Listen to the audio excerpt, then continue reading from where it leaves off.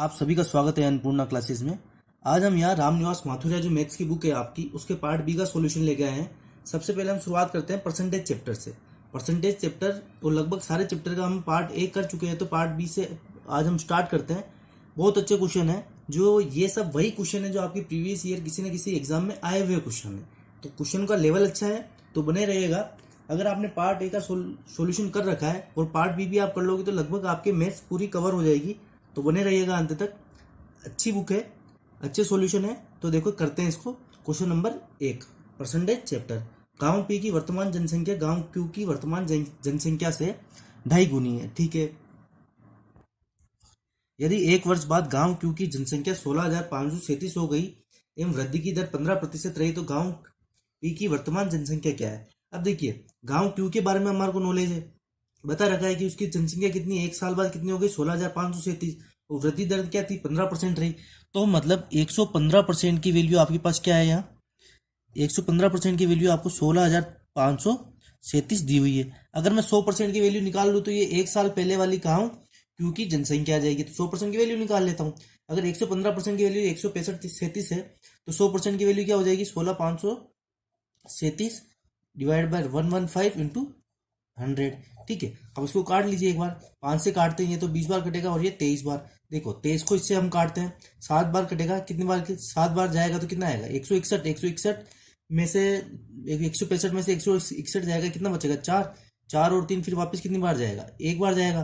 कितना बचेगा, 207। तो फिर कितनी बार जाएगा, 23 को 9 से मल्टीप्लाई करेंगे तो ठीक है 9 बार गया। ये कितना आएगा हमारे पास, तो मतलब 100% की वैल्यू कितनी आ जाएगी, 719 को जब आप 20 से मल्टीप्लाई करोगे तो ये कितना आएगा, 1438।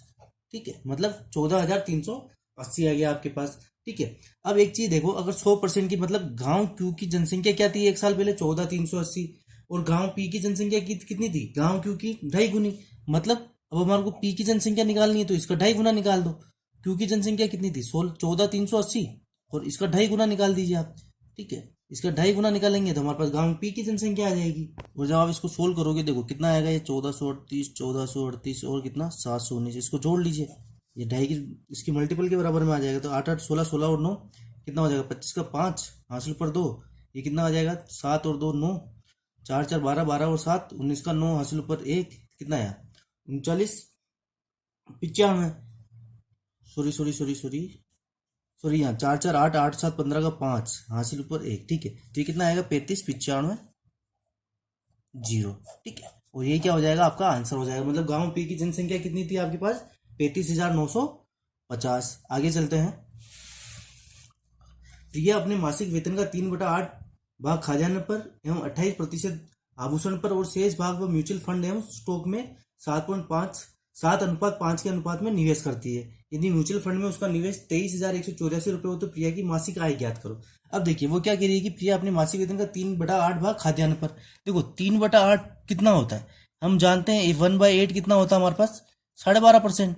ठीक है, तो ये 3/8 कितना हो जाएगा, इसको 3 से मल्टीप्लाई कर लो, कितना हो जाएगा ये 37.5%। ठीक है, तो 37.5 तो खाद्यान्न पर, और क्या कह रहा है 28% आभूषण पर, 28% आभूषण पर, तो ये टोटल कितना हो जाएगा आपके पास 65.5%। तो देखो 65.5% तो हमको पता है। अब 100 में से अगर 65.5% इन दोनों पे इसने खर्च किया तो बचा कितना हमारे पास, 34.5%। ठीक है, अब एक चीज देखिएगा, ये बचा हुआ जो 34.5% है ना, इसमें भी इसने क्या करा, 7:5 के अनुपात में। ये तो 7 वाला भाग तो किया इसने म्यूचुअल फंड में, और स्टॉक में किया 5 वाला भाग। तो अब देखो हमको क्या दिया हुआ है, म्यूचुअल फंड वाला भाग दिया हुआ है ना, मतलब इस 34.5% का अगर आप 7वां भाग निकालोगे तो कैसे निकालोगे, रेशियो वाला हमको पता है 7/12। ठीक है, और इसी की वैल्यू हमको क्या दे रखी है, इसी की वैल्यू हमको क्या दे रखी है इसने, 23,184। अब देखिए 34.5% की वैल्यू ये आ रही है, तो 1% की वैल्यू कितनी आ जाएगी। तो इसी तरीके से हम 100% यहाँ से निकाल सकते हैं। तो देखो अगर इस पूरे की वैल्यू अगर ये दे रखी है तो एक भाग की वैल्यू कितनी दे रखी होगी हमारे को, 23,184। इसको उधर ले जाओ तो ये 12 तो आ जाएगा ऊपर, और ये 34.5 इंटू 7 आ जाएगा नीचे। इसी तरीके से अगर हमको 100% की वैल्यू निकालनी होगी तो क्या करोगे, इस पूरे को 100 से मल्टीप्लाई कर लो, हमारा आंसर निकल के आ जाएगा। ठीक है, तो इसको सोल्व करते हैं। पॉइंट हटा नीचे, ऊपर 0 आया, इसको काटिए, ये कितनी बार कटेगा, 5 से काटते हैं तो ये तो 200 बार, और ये कितनी बार कटेगा हमारे पास, ये कटेगा हमारा 69 टाइम। अब एक चीज देखिएगा, 7 से इसको काटते करता है क्या, 3 बार जाएगा 21, 2 1 21, वापस 3 बार गया, फिर क्या बचेगा 8 है, एक बार जाएगा, फिर कितने बार जाएगा 2 बार। अब देखिए 69 को हम 3312 से काटो, सबसे पहले 23 से काट को देख लो, उनसी तरह तो 3 बार कटेगा, और 23 से काटेंगे तो कितनी बार कटेगा, ये एक बार गया, फिर कितना बचेगा 101, फिर 4 बार जाएगा 92 आएगा, 92 वापस बचेगा तो 144 बार। ठीक है, वापस 144 को आप 3 से काटिए, कितनी बार कटेगा ये आपके कटेगा 48 टाइम्स। ठीक है, तो ये क्या बचा ऊपर हमारे पास 48 इंटू 12 इंटू 200। ठीक है, थोड़ा कैलकुलेटिव है क्वेश्चन, कैलकुलेशन में थोड़ा टाइम लग रहा है। और ये कितना आ जाएगा हमारे पास, देखो 12 को 2 से मल्टीप्लाई करोगे तो कितना आएगा 24, ये कितना आएगा 2400। 48 को आप 24 से मल्टीप्लाई करेंगे तो कितना आएगा हमारे पास, एक बार इसको मल्टीप्लाई करोगे तो 192, इसको मल्टीप्लाई करोगे तो 96, 2 9 6 15 5 हासिल पर 1 1152, तो ये कितना आ जाएगा 115200, और यही क्या हो जाएगा हमारा आंसर हो जाएगा। देखो सब कैलकुलेशन वाला क्वेश्चन है, कैलकुलेशन आपको करनी पड़ेगी, इसके अलावा कोई इलाज नहीं है हमारे पास। ठीक है, तो कैलकुलेशन हमको करनी ही पड़ेगी। बाकी आप अगर एग्जाम में आपके आजकल जो ट्रेंड चल रहा है, आपके डीजीटी ऐसी देते हैं कि वो इजीली कट जाती है, तो यहाँ पे भी बस आपको ये थोड़ा नॉलेज होना चाहिए, पहाड़ों का नॉलेज होना चाहिए, काटने पीटने का नॉलेज होना चाहिए कि 69 का से डिवाइड करेंगे तो कितनी बार भाग जाएगा, थोड़ा कैलकुलेशन फास्ट होनी चाहिए। ठीक है, तो आगे चलते हैं। यदि कंपनी की 2 शाखाएं एक्स एवं वाई है, वर्ष 2011 में कंपनी में कुल 4500 कर्मचारी थे, वर्ष 2012 में कंपनी की शाखा एक्स में कर्मचारियों की संख्या में 20% की एवं शाखा वाई में 15% की वृद्धि की गई। वर्ष 2012 में कंपनी के कर्मचारियों की कुल संख्या 5300 थी, शाखा वाई में वर्ष 2011 में कुल कितने कर्मचारी थे। तो देखिए हम मान लेते हैं कि 2011 में एक्स में तो कितने थे 100x, और वाई में कितने थे 100y, और इन दोनों की मिला की संख्या कितनी थी 4500। लेकिन फिर क्या हुआ, एक साल बाद एक्स में तो क्या हुआ 20% की वृद्धि, मतलब कितने हो गए होंगे 120 एक्स हो गए होंगे, और वाई में कितने की 15% की वृद्धि, मतलब कितने 115 वाई हो गए होंगे, और ये टोटल कितने हो गए आपके पास 5300। तो यहाँ से एक्स और वाई की वैल्यू निकाल दीजिए, सीधी सी बात, इसको 6 से मल्टीप्लाई कर लीजिए, इसको 5 से मल्टीप्लाई कर लीजिए, कितना आ जाएगा, ये तो आ जाएगा 600x, ये आ जाएगा 600y, और 45 को 6 से मल्टीप्लाई करोगे तो कितना आएगा 27 तो ये कितना आ जाएगा 27,000। इस 5 से मल्टीप्लाई कर लीजिए, कितना आएगा 600x प्लस 5, 115 को 5 से मल्टीप्लाई करेंगे तो कितना आएगा 575y इक्वल टू 53 को जब 5 से मल्टीप्लाई करोगे आप, तो 53 को 5 से हम मल्टीप्लाई करेंगे तो कितना आएगा 265,000। अब यहाँ से एक्स और वाई की वैल्यू निकाल दीजिए, ये माइनस दोनों कट जाएंगे, इधर माइनस आ जाएगा, इधर माइनस आ जाएगा, इधर क्या बचेगा 600 में से 575 जाएगा तो कितना बचेगा ये हमारे पास 25y, और इधर कितना बचेगा ये हमारे पास 500। तो यहाँ से देखो y की वैल्यू कितनी आ जाएगी 20। अगर y की वैल्यू अगर हमारे पास 20 आई है, तो हमने 2011 में कितना माना था 100 माना था ना, तो y की वैल्यू 20 है, तो मतलब शाखा y में वर्ष 2011 में कुल कितने कर्मचारी थे 2000 कर्मचारी थे, और यही क्या हो जाएगा आंसर। देखो 100y माना ना, y की वैल्यू 20 आई, तो क्या हो जाएगा ये 100 इंटू 20, और कितना हो जाएगा टोटल 2000। और इसी तरीके से हमारे को एक्स में पूछा होता तो क्या हो जाता, अगर ये 2000 है टोटल 45 है, तो ये कितना हो जाता है एक्स की वैल्यू कितनी आ जाती 25 आती, और ये कितना हो जाता है 2500 कर्मचारी एक्स कंपनी में थे। ठीक है, तो इजीली हो गया ये क्वेश्चन आपके। आगे चलते हैं। किसी प्रतियोगिता में भाग लेने के लिए 5 राज्यों से 650 प्रतिभागी आए। राज्य ए से आए प्रतिभागियों की संख्या 12% है, राज्य बी से संख्या 1/5 है, राज्य सी से 8% है, राज्य डी और ई से प्रतिभागियों की संख्या समान है। तो बताओ राज्य डी से कितने प्रतिभागी शामिल हुए। अब देखिएगा किसी पर क्या कह रहा है ये, सबसे पहले राज्य ए की बात करते हैं। ए के कितने 12% है, किसके 650 के, तो 650 इंटू 12/100 सोल्व कर लीजिए, कितनी बार कटेगा 5 से 13 बार, ये 2 बार, 2 से इसको काट लीजिए, कितनी बार कटेगा ये 6, 13 कितना आ जाएगा हमारे पास 13 78। ठीक है, तो ए राज्य से तो कितना है 78 है। अब क्या कह रहा है राज्य ए से 12%, राज्य बी से कितना है 1/5। तो देखिए राज्य बी से कितना है 1/5, मतलब 650 का 1/5, 5 से इसको काटोगे कितने बार 130, मतलब बी से कितना है 130। सी से क्या कह रहा है वो, सी से 8%, तो 650 इंटू 8/100। तो देखो ये कितना आएगा, वापस इधर से करके देख लीजिए, 13 को 4 से मल्टीप्लाई किया था, इधर ये हमारा 8 आ रहा है। ठीक है, तो सोल्व करके देख लेते, 1 0 से 1 0 कट गया, ये कितना है 13, ये कितना है 2, 2 से इसको काटोगे 4, 13 चौक 52, तो सी से कितना है 52। अब देखो ये तीनों मिलकर कितने हो रहे हैं आपके पास 8 2 10 की ऊपर हासिल पर 1, 8 8 और 3 कितने होंगे 11, 11 और 5 कितने होंगे 16 का 6 हासिल पर 1, 260 हो रहे हैं। ठीक है, तो देखो अब राज्य डी प्लस ई से कितना आए होंगे, जो बचे हुए वही है ना, टोटल कितने थे आपके पास 650, 650 में से जब 260 जाएंगे तो कितना बचेगा हमारे पास 390। अब जब 390 और क्या कह रहा है कि वो प्रतिभागियों की संख्या समान है डी और ई से, तो आप इसमें 2 का भाग लगा दीजिए। 390 में जब हम 2 का भाग लगाएंगे तो कितने आएंगे 195, मतलब कितने, राज्य डी के भी 195 थे और राज्य ई के भी 195। पूछा क्या, राज्य डी के पूछा है ना, और ई के, चाहे डी के पूछा चाहे ई के, तो कितना आ गया हमारा आंसर 195। अंकित को हिंदी में 101, विज्ञान में 100, संस्कृत में 96, गणित में 108 और अंग्रेजी में 78 अंक मिले हैं। प्रत्येक विषय के अधिकतम अंक समान है और सभी विषयों में मिलाकर अंकित को 84% अंक मिले हैं। तो प्रत्येक विषय के अधिकतम अंक कितने हैं? तो देखिए सबसे पहले तो इन पांचों को जोड़ लीजिए, 101, 100, 96, 108 प्लस 78, तो ये कितना हो जाएंगे 8 8 16 का, 16 और 6 कितना हो जाएंगे आपके पास, 16 और 6 22, 22 और 1 23 का 3 हासिल ऊपर 2, 2 7 9, 9 9 9 9 18, 18 18 का 8 हासिल ऊपर 1, 1 कितना हो जाएगा 1 2 3 4, तो ये कितना आ जाएगा 483, मतलब, और उसको टोटल कितने मिले हैं 84%, मतलब ये 84% की वैल्यू है ना, यही आपकी क्या है 483 है, क्योंकि टोटल तो इतने ही मिले हैं ना, तो 100% की वैल्यू निकाल लीजिए, कितना हो जाएगा ये 483/84 इंटू 100। ठीक है, अब इसको काट दीजिए, कितने से कटेगा, 4 से काट के देखते हैं। सबसे पहले ये तो कटेगा 21 बार, ये कटेगा 25 बार, 21 से इसको काटिए आप, कितनी बार कटेगा ये, 2 बार भाग जाएगा, कितना आएगा 42, फिर क्या बचेगा 6 3, मतलब कितना 23 बार, तो मतलब 23 इंटू 25 हो जाएगा आपके पास। तो 23 इंटू 25 कितना आएगा आपके पास, 23 मल्टीप्लाई 25, तो ये कितना आ जाएगा आपके पास 575। देखो 25 को 20 से मल्टीप्लाई करते हैं तो कितना आएगा 500, बचे 3, 25 को आप 3 से मल्टीप्लाई करोगे तो 75, तो 500 और 75 कितना हो जाएंगे 575। अब क्या पूछा हमारे को, प्रत्येक विषय के अधिकतम अंक पूछ रहा है और सभी समान है ना, तो टोटल कितने विषय थे 5, तो 575 में कितना 5 का भाग लगा दीजिए, आपका आंसर निकल के आ जाएगा। तो 575 में 5 का भाग लगाओगे तो कितना आएगा 115, मतलब हर विषय के नंबर कितने थे 115 थे। इसके 115 में से 100 है, एक आए, 115 में से 100, 115 में से 96 और 115 में से 108 और 115 में से 78 नंबर आए थे, सीधी सी बात है। आगे चलते हैं।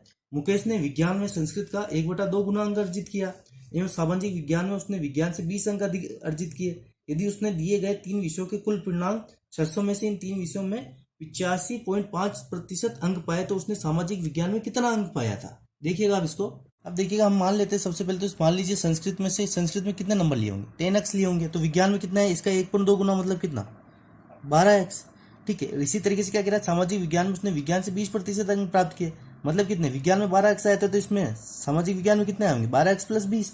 ठीक है, अब एक चीज और देखिएगा, वो क्या कह रहा है कि 600 में से कितने 85.5% अंक पाए, तो 600 का 85.5% कितना हो जाएगा आपके पास, देखो 480 तो 1 और 33 1 हो जाएगा 5.5%, तो ये कितना हो जाएगा आपके पास 513, मतलब 600 में से वो टोटल नंबर कितने लाया आपके पास 513। अब इन सबको ऐड कर लीजिए आप, यही तो सब 513 है, ये सब मिलके 513 है ना आपके, तो ये कितना हो जाएगा 12 12 24, 24 और 10 कितना हो जाएगा आपके पास 34x प्लस का 20 इक्वल टू कितना 513। ये 20 उधर जाएगा तो कितना माइनस हो जाएगा, तो कितना बचेगा 493, और ये कितना आ जाएगा आपके पास 34x। तो जब आप 34 को 493 से काटोगे ना तो लगभग ये कितना आएगा 14.5। ठीक है, 14.5 आया, हमको क्या निकालना है, ये चीज निकालनी है ना हमारे को, तो सामाजिक विज्ञान क्या निकालने थे, हमने क्या माना था इसको 12x प्लस 20 निकाल लीजिए। 14.5 को जब आप 12 से मल्टीप्लाई करके इसमें 20 जोड़ोगे तो इसका डायरेक्ट लिख रहा हूं मैं, ये कितना आ जाएगा आपके पास, या तो आप मल्टीप्लाई करके देख लो इसको। देखो 14 इंटू 12 करोगे तो कितना आएगा, एक बार तो 120 और एक बार 48, तो कितना आ जाएगा 8 6 168, कितना ये आएगा ना, फिर बचेगा 0.5, तो इसमें 6 और जोड़ दो कितना आएगा 174, 174 में 20 और जोड़ना पड़ेगा क्योंकि 20 है ना, तो कितना आ जाएगा टोटल 194, मतलब कितने नंबर आए टोटल 194, और ये क्या हो जाएगा आपका सीधा सा इसका आंसर हो जाएगा। ठीक है, अगर इसकी पूछता तो क्या करते, 22 का आंसर 145 हो जाता, 12 की पूछता तो इसको हम 12 से मल्टीप्लाई करते तो कितना 174 हो जाता। पूछा किसका, सामाजिक विज्ञान का पूछा, ये क्या 12x प्लस 20 है तो कितना हो जाएगा 194। आप इसको x 1.2x और 1.2x प्लस 20 भी मान सकते थे, लेकिन मैंने इसलिए माना क्योंकि इजी हो जाता थोड़ा। ठीक है, आगे चलते हैं। दो व्यक्तियों की संपूर्ण वेतन लब्धियां बराबर है, ठीक है, पर उनमें से एक को अपने मूल वेतन का 65% भत्तों के रूप में मिलता है, जबकि दूसरे को मूल वेतन का 80% भत्तों के रूप में मिलता है। पहले व्यक्ति के मूल वेतन का दूसरे व्यक्ति के मूल वेतन का से क्या अनुपात होगा। अब एक चीज देख लीजिएगा, हम मान लेते हैं कि पहले व्यक्ति की आय तो क्या थी 100, मूल वेतन 100x, और दूसरे व्यक्ति का मूल वेतन क्या हो गया 100y। अब एक चीज देखिएगा, ये क्या कह रहा है कि वेतन लब्धियां बराबर है, मतलब इसको कितना, पहले वाले को कितना 65% भत्ता मिला, मतलब इसमें 65x उसको और मिला है, और फिर दूसरे वाले को कितना मिला है 80% भत्ता, मतलब इसमें 80x उसको और मिला है। और ये चीज क्या उसने क्या दे रखी है, बराबर दे रखी है। बराबर दे रखी है मतलब कितना 165x इक्वल टू 180y उसने बराबर दिया है। तो यहाँ से x और y की वैल्यू निकाल देते हैं हम। x बाय वाई क्या आ जाएगा यहाँ से 180 बटा 165। इसको 5 से काटिए, कितनी बार कटेगा 180 को जब हम 5 से काटेंगे तो कितने, ये तो कितनी बार कट जाएगा आपके पास 36 बार, और ये कितनी बार कटेगा आपके पास 33 बार। वापस 3 से काटते कितनी बार कटेगा 12 बार और 11 बार। अब देखिए x की वैल्यू 12 ही है और 11 y की वैल्यू 11 ही है। मूल वेतन हमने क्या माना था 100x और 100y, इसका अनुपात ही पूछा है ना हमने हमसे 100x अनुपात 100y। तो निकाल लीजिए, x की वैल्यू कितनी थी 12, तो 100 इंटू 12 इक्वल में y की वैल्यू कितनी है 11, तो 100 से 100 कट जाएगा तो क्या आएगा 12 अनुपात 11। सीधा ये आंसर हो जाएगा आपका पास। मतलब मूल वेतन का अनुपात क्या था 12 अनुपात 11। ये कंडीशन हमने इसलिए रखी क्योंकि देखो मूल वेतन हमने मान लिया इसका 100x था 100y था, इसको 65% भत्ता मिलता है, इसको 80% मिलता है मूल वेतन का। मूल वेतन का कह रहा है ना, तो 100x हमने माना तो भत्ता कितना हो जाएगा 65x, और इसको 80% मिलता है, मतलब 100y equal to 100y plus 80y हो जाएगा ना। सॉरी इसको मैंने गलत लिख दिया है, ये y होगा। तो ये कितना हो जाएगा आपके पास, मतलब मूल वेतन में अगर आप भत्ता जोड़ दोगे, फिर ये कह रहा है वेतन लब्धियां बराबर है, मतलब ये दोनों कंडीशन इक्वल है, तो 165x इक्वल टू 180y हो जाएगा। ठीक है, आगे चलते हैं, वो आपको क्लियर हुआ होगा। ये अनीता की गणित में परीक्षा में 70 प्रश्न समान अंकों के थे, ठीक है, जिनमें 10 अंक गणित के, 30 बीज गणित के और 30 ज्यामिति के थे। यद्यपि उसने अंक गणित के 70%, बीज गणित के 40% और ज्यामिति के 60% प्रश्नों का सही उत्तर दिया, फिर भी वह परीक्षा में सफल नहीं हुई क्योंकि उसके अंक 60% से कम थे। तो उसने कितने और प्रश्नों के सही उत्तर दिए होते तो ताकि वह 60% अंकों से प्राप्त हो जाती। अब देखो परीक्षा में टोटल नंबर प्रश्न कितने आए थे 70, जिनमें से 10 अंक गणित के, मतलब देखो 70 में से 10 अंक गणित के, 30 आपके बीज गणित के और आपके क्या थे 30 आपके ज्यामिति के थे। अब उसने कितने प्रश्नों का आंसर दिया, क्या बोल रहे अंक गणित के 70%, मतलब 10 में से 7 का उसने आंसर दिया है। और उसने फिर आगे देखिएगा बीज गणित में 40%, मतलब 30 का 40% कितना हो जाएगा आपके पास 12, इसने यहाँ 12 का आंसर दिया है। और इसने ये ज्यामिति के 60 प्रश्नों का, मतलब 30 का 60% कितना हो जाएगा आपके पास 18। तो उसने कितने प्रश्नों का आंसर दिया आपके पास 7 प्लस 12 कितना 19, 19 और 18 कितना हो जाएगा 37। तो देखो उसको चाहिए थे कितने 60%, तो 70 में से 60% लाने के लिए उसको कितने नंबर चाहिए थे टोटल, 70 का 60% आप निकालोगे तो कितने 42। मतलब अगर वो कितने 37 उसने सही किया, अगर 5 और सही कर देती तो उसके कितने नंबर हो जाते 42 नंबर हो जाते और वो पास हो जाती।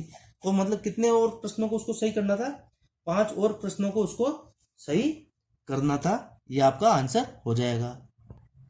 एक गांव में सिर्फ 63% रजिस्टर्ड वोटरों ने अपने वोट डाले और कोई भी वोट अवैध नहीं था, ठीक है।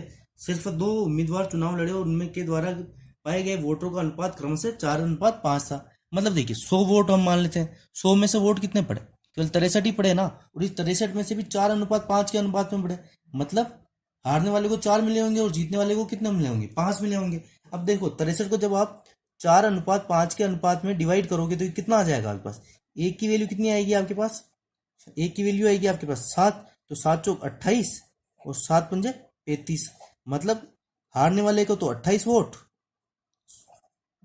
और जीतने वाले को कितने 35। अब ये परसेंट में दे रखा है तो आप भी इसको परसेंट मान लीजिए, ठीक है।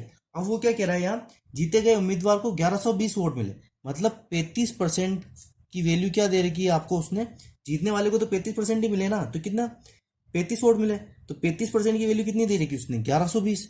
और उसने कुल पूछा क्या गांव में रजिस्टर्ड वोटर, तो गांव में रजिस्टर्ड तो टोटल है 100% थे ना, वोट 63 ने दिया लेकिन वोटर तो टोटल 100 थे, तो 100% की वैल्यू निकाल लीजिए, क्या आ जाएगा 1120 बटा 35 इंटू 100, ठीक है। इसको काट दीजिए 5 से, कितने बार कटेगा, ये तो कटेगा 7 बार, ये कटेगा 20 बार। इसको काटिए कितने बार कटेगा, ये 16 132, तो ये टोटल कितने वोट थे हमारे पास 32,000 वोट थे। और ये क्या हो जाएगा आपका सीधा सा आंसर, सॉरी 32,000 नहीं 3200, ठीक है, 16 32 और 2 जीरो ही तो हैं, ठीक है, तो 3200 वोट थे और ये क्या हो जाएगा, हमारा आंसर हो जाएगा। अम्ल के दो मिश्रण हैं जिसमें एक 90% शुद्ध है तथा दूसरा 97% शुद्ध है, दोनों का कितना कितना लीटर मिश्रण मिलाया जाए कि 42 लीटर मिश्रण में 95% शुद्ध हो। देखो ये क्वेश्चन है आपके दूसरे तरीके से भी आ सकता था। कैसे, क्या बोलता है कि एक तो 90% शुद्ध है और एक 97% शुद्ध है। अब वो ये पूछ सकता था कि इनको किस अनुपात में मिलाए कि 95% शुद्ध हो।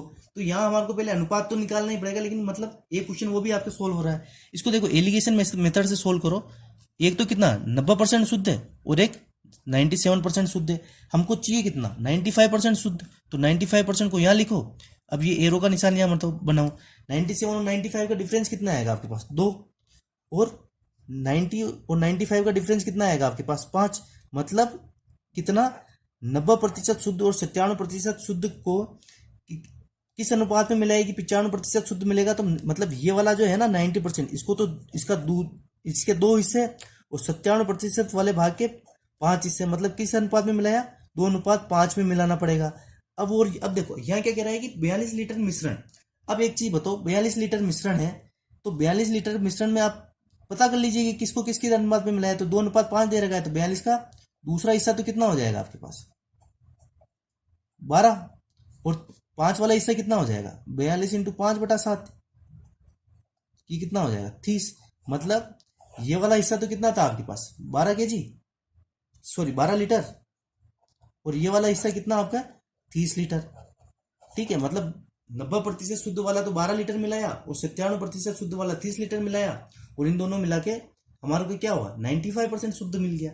इसको आप ऑप्शन से भी कर सकते थे। आप क्या करते कि 90% को 12 वाले से मैच करके देख लेते, तो भी आपका ऑप्शन से भी ये आ सकता था। ठीक है, आगे वाले क्वेश्चन पर चलते हैं। किसी अभ्यर्थी को एक परीक्षा पास करने के लिए 40% अंकों की आवश्यकता है। ठीक है, सभी प्रश्नों के अंक समान है। कोई अभ्यर्थी कुल प्रश्नों में से 15 प्रश्नों के प्रयास करने पर 10 सही उत्तर प्राप्त कर पास हो गया, तो उस परीक्षा में कुल कितने प्रश्न थे। अब देखो 40% पे पास हो जाते हैं, 40% पे क्या हो रहा है पास हो रहा है, और उसने कितने प्रश्नों के आंसर दिए 10 सही उत्तर दिए। तो मतलब 10 सही उत्तर दिए उसने, तो 10 सही उत्तर का परसेंटेज कितना था उसके पास 40% था ना। ठीक है, अगर 40% की वैल्यू आपके पास अगर 10 है तो 100% की वैल्यू कितनी हो जाएगी, 100% की वैल्यू कितनी हो जाएगी 10/40 × 100, 10 से 10, फिर ये कितना आ जाएगा आपके पास 100/4, तो ये कितना आ जाएगा 25। मतलब कितना आंसर आया आपके पास, टोटल क्वेश्चंस कितने थे आपके पास, टोटल क्वेश्चन कितने थे, टोटल 25 प्रश्न आपके परीक्षा में थे। आगे चलते हैं। यदि x का मान y के मान से 25% कम हो तो y का मान x के मान से अधिक है। देखो अब ये x और y हम मान लेते हैं, क्या मान लेते हैं x का मान y के मान से 25% कम है। तो अगर y का मान 100 है तो x का मान कितना हो जाएगा 75। अब वो क्या कह रहा है कि y का मान x के मान से अधिक है, मतलब कितना अधिक है 25 अधिक है ना, और प्रतिशत में पूछा होगा यहाँ। ठीक है, तो प्रतिशत में निकाल दो। 25 आपका क्या कह रहा है कि x के मान से अधिक है, तो किसके रेस्पेक्ट में, x के रेस्पेक्ट में बात कर रहा है ना, तो निकाल दीजिए यहाँ परसेंटेज। 25 75 का कितना परसेंटेज हो जाएगा इंटू 100, ये 3, तो 100 में 3 का भाग लगाओगे तो कितना आएगा 33.33%, और ये क्या हो जाएगा आपका आंसर हो जाएगा। मतलब y का मान x के मान से कितना अधिक है 33.33%। यदि a की आय b की आय से 20% अधिक हो, वापस वही क्वेश्चन है, a की आय b की आय से 20% अधिक, तो मतलब b की आय अगर 100 है तो a की आय कितनी हो जाएगी 120। अब वो क्या कह रहा है कि b की आय मतलब b की आय से कितने प्रतिशत कम है, तो a की आय। ठीक है, तो यहाँ पूछना चाह रहा होगा वो a की आय b की आय से कितने प्रतिशत कम है, सॉरी वो ये पूछो b की आय a की आय से। ठीक है, b की आय a की आय से कितने प्रतिशत कम है, तो देखो कितनी कम है यहाँ 20 कम है, किससे कम है a से, तो 20/120 इंटू 100। थोड़ा क्वेश्चन में करेक्शन कर लीजिए, ये क्या होगा b की आय a की आय से कितने प्रतिशत कम है, ये कितना आ जाएगा 6। 100 में जब 6 का भाग लगाओगे आप तो ये कितना आ जाएगा, 16 में 6 का भाग लगाओगे तो आप तो 16.67, या फिर इसी को आप लिख सकते हो 16 सही 2/3%, और ये क्या हो जाएगा आपका आंसर हो जाएगा। दोनों में से जो ऑप्शन में मिलेगा वो आपका आंसर हो जाएगा। अब देखिएगा क्वेश्चन नंबर 14, सेम जो हम पीछे दो क्वेश्चन करके आए ना, सेम वैसा ही है। क्वेश्चन नंबर 14 और question number 15 same as it is वही है जो हम पीछे करके आए हैं। फिर भी चलो मैं 15 वाला आपके पास कर ही देता हूँ। यदि ए की आय बी से 40% कम है, ए और बी, क्या कह रहा है कि ए की आय बी की आय से 40% कम। अगर बी 100 है तो ये कितना हो जाएगा, 60 हो जाएगा, 40 कम है ना। तो बी की आय ए की आय से कितने प्रतिशत अधिक है, तो कितनी अधिक है, 40 अधिक है। किससे अधिक है, 60 से अधिक है। तो निकाल लीजिए, ये कितना, 2 बार, ये 3 बार, तो ये कितना आ जाएगा, 200/3।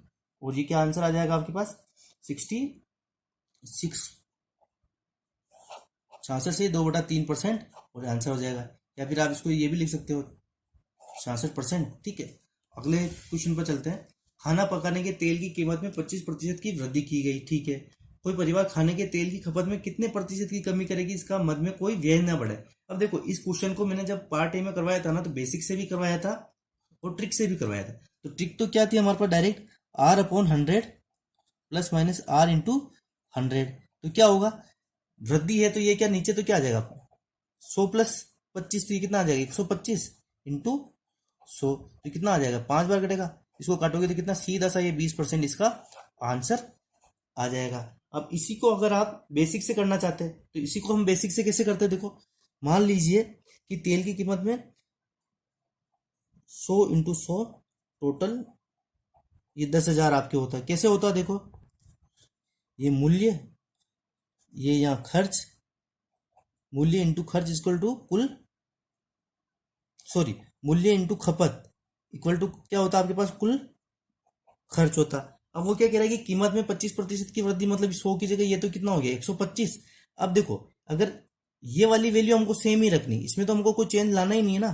क्या कह रहा है कि मद में कोई व्यय ना बढ़े, तो मतलब ये चीज वैल्यू सेम रहनी चाहिए। तो इसमें कुछ ना कुछ तो हमको कमी करनी पड़ेगी ना, कमी करनी पड़ेगी। मतलब यहाँ कुछ ना कुछ मैं मान लेता हूँ कि ये वैल्यू सी है। तो देखो, जब ये सी की वैल्यू क्या आ जाएगी हमारे पास, 10,000 में जब मैं 125 का भाग दूंगा आपके, तो कितना आएगा, ये 80। तो सी की वैल्यू कितनी है, 80। अब देखिए, यहाँ 25% बढ़ा था तो 100 से 125 हुआ, लेकिन यहाँ 100 से 80 हुआ है, मतलब क्या हुआ, 20% की कमी हुई है ना। तो यहाँ आप इसको ऐसे भी कर सकते थे, और डायरेक्ट ट्रिक से करना चाहते हो तो ट्रिक तो ये आपके पास है ही। ठीक है, तो ये 16 क्वेश्चन आपके होते हैं पूरे कंप्लीट।